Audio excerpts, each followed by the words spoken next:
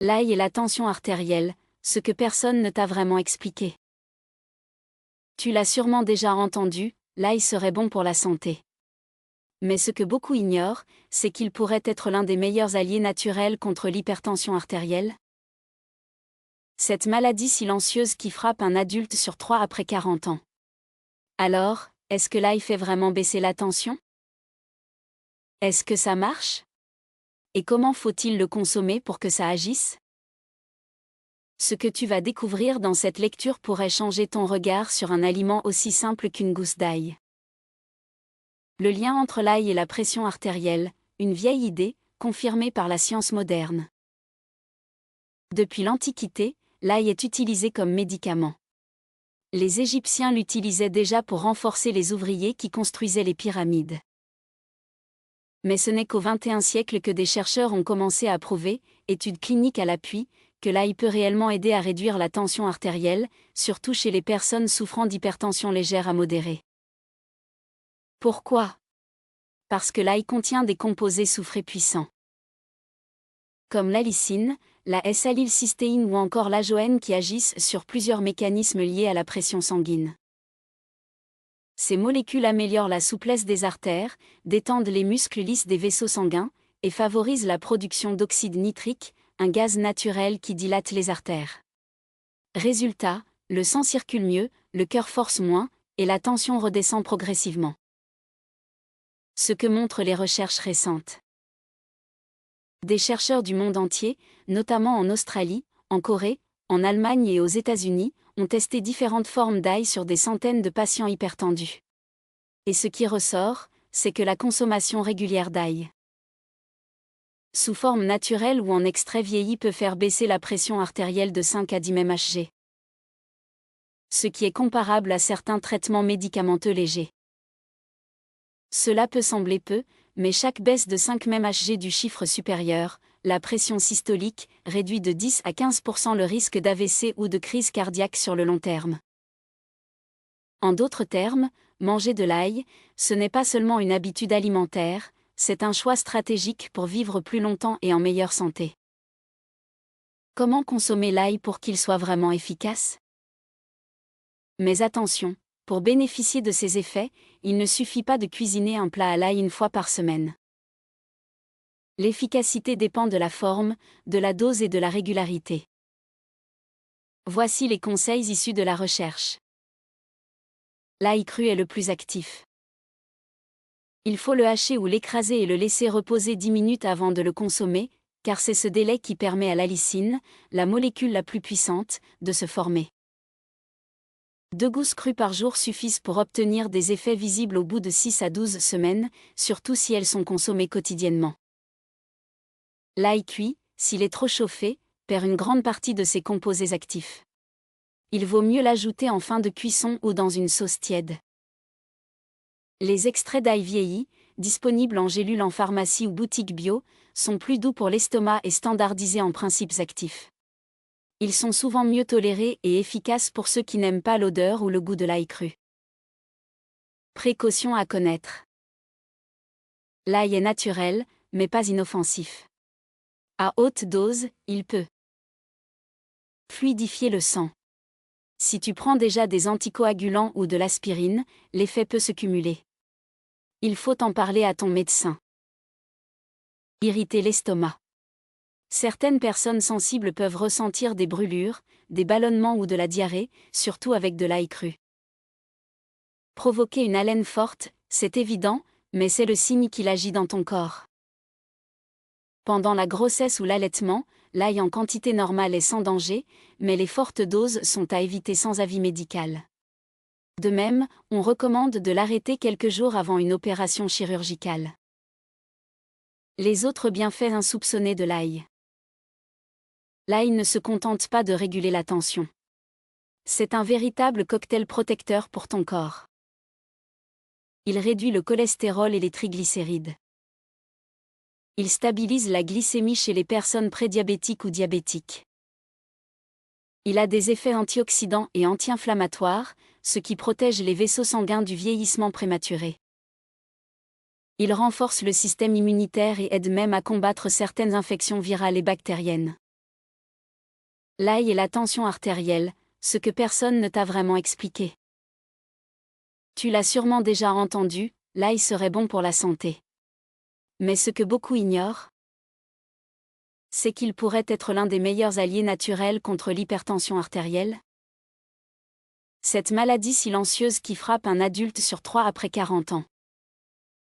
Alors, est-ce que l'ail fait vraiment baisser la tension?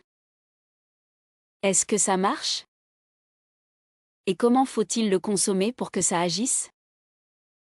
Ce que tu vas découvrir dans cette lecture pourrait changer ton regard sur un aliment aussi simple qu'une gousse d'ail. Le lien entre l'ail et la pression artérielle, une vieille idée, confirmée par la science moderne. Depuis l'Antiquité, l'ail est utilisé comme médicament. Les Égyptiens l'utilisaient déjà pour renforcer les ouvriers qui construisaient les pyramides. Mais ce n'est qu'au XXIe siècle que des chercheurs ont commencé à prouver, études cliniques à l'appui, que l'ail peut réellement aider à réduire la tension artérielle, surtout chez les personnes souffrant d'hypertension légère à modérée. Pourquoi? Parce que l'ail contient des composés soufrés puissants. Comme l'allicine, la S-allylcystéine ou encore l'ajoène qui agissent sur plusieurs mécanismes liés à la pression sanguine. Ces molécules améliorent la souplesse des artères, détendent les muscles lisses des vaisseaux sanguins, et favorisent la production d'oxyde nitrique, un gaz naturel qui dilate les artères. Résultat, le sang circule mieux, le cœur force moins, et la tension redescend progressivement. Ce que montrent les recherches récentes. Des chercheurs du monde entier, notamment en Australie, en Corée, en Allemagne et aux États-Unis, ont testé différentes formes d'ail sur des centaines de patients hypertendus. Et ce qui ressort, c'est que la consommation régulière d'ail sous forme naturelle ou en extrait vieilli peut faire baisser la pression artérielle de 5 à 10 mmHg, ce qui est comparable à certains traitements médicamenteux légers. Cela peut sembler peu, mais chaque baisse de 5 mmHg du chiffre supérieur, la pression systolique, réduit de 10 à 15% le risque d'AVC ou de crise cardiaque sur le long terme. En d'autres termes, manger de l'ail, ce n'est pas seulement une habitude alimentaire.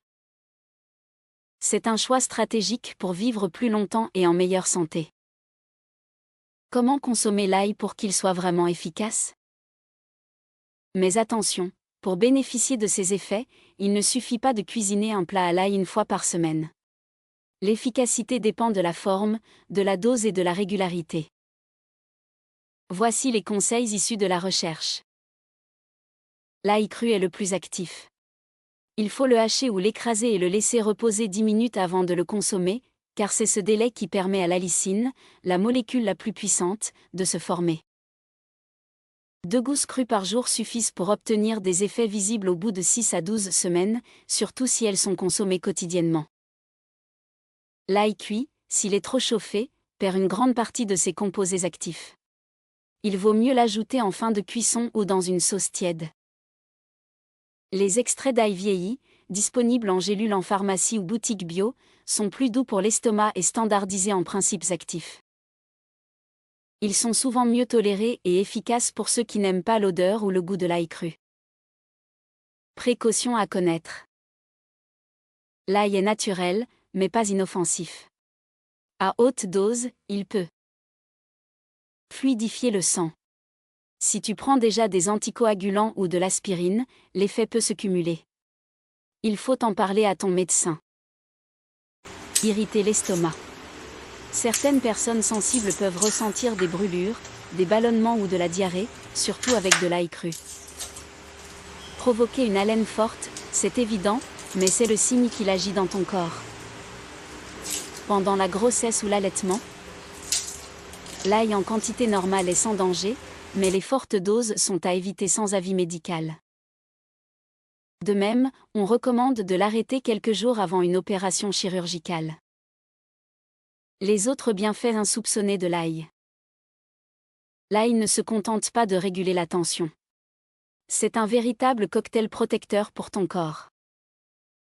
Il réduit le cholestérol et les triglycérides.